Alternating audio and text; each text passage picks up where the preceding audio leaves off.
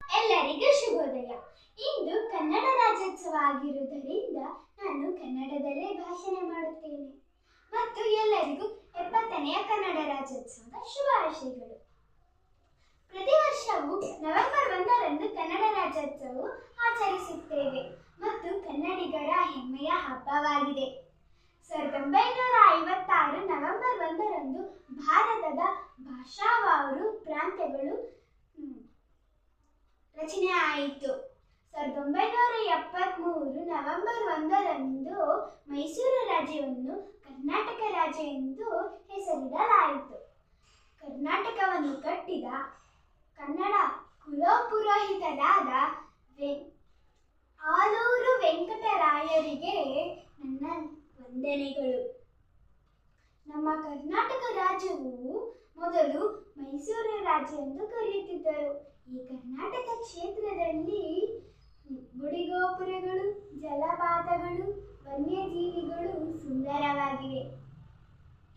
ಬೇರೆ ಭಾಷೆಗಿಂತ ನಮ್ಮ ಕನ್ನಡ ಭಾಷೆಯಲ್ಲೇ ಹೆಚ್ಚು ಜ್ಞಾನಪೀಠ ಪ್ರಶಸ್ತಿಗಳು ಲಭಿಸಿವೆ.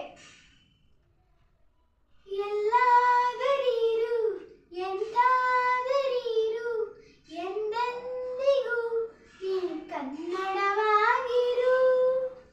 ಕನ್ನಡವೇ ಸತ್ಯ, ಕನ್ನಡವೇ ನಿತ್ಯ, ಕನ್ನಡವೇ ಸತ್ಯ, ಕನ್ನಡವೇ ನಿತ್ಯ ಎಂದು ರಚಿಸಿದ್ದ ಕುವೆಂಪು ಅವರಿಗೆ ನನ್ನ ಧನ್ಯವಾದಗಳು.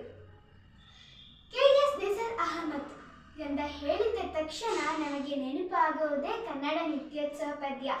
ಇದು ಚಿಕ್ಕವರಿಂದ ದೊಡ್ಡವರೆಗೂ ಈ ಪದ್ಯವನ್ನು ಕೇಳಿದರೆ ಖುಷಿ ಪಡುತ್ತಾರೆ, ಆನಂದ ಪಡುತ್ತಾರೆ.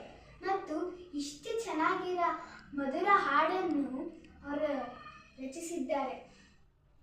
ಜೋಗದ ಸಿರಿ ಬೆಳಕಿನಲ್ಲಿ ದೊಂಗಯತನ ಬೆಳಕಿನಲ್ಲಿ ಸಹ್ಯಾದ್ರಿ ಹಲೋ ಹೊದದಿರ ಉತ್ತುಂಗದ ನಿಲುಕಿನಲ್ಲಿ ನಿತ್ಯ ಹರಿದ್ವರ ನಮನ ತಟೆಯದ ಗಂಧ ತರುಗಳಲ್ಲಿ ನಿತ್ಯೋತ್ಸವ ತಾಯಿ ನಿತ್ಯೋತ್ಸವ ನಿನಗೆ ನಿತ್ಯೋತ್ಸವ ತಾಯಿ ನಿತ್ಯೋತ್ಸವ ಎಂದು ಮಧುರವಾಗಿ ಹಾಡಿದ ಕೆ.ಎಸ್. ನಿಸಾರ್ ಅಹಮದ್ ಅವರಿಗೆ ನನ್ನ ಕೋಟಿ ಕೋಟಿ ಧನ್ಯವಾದಗಳು.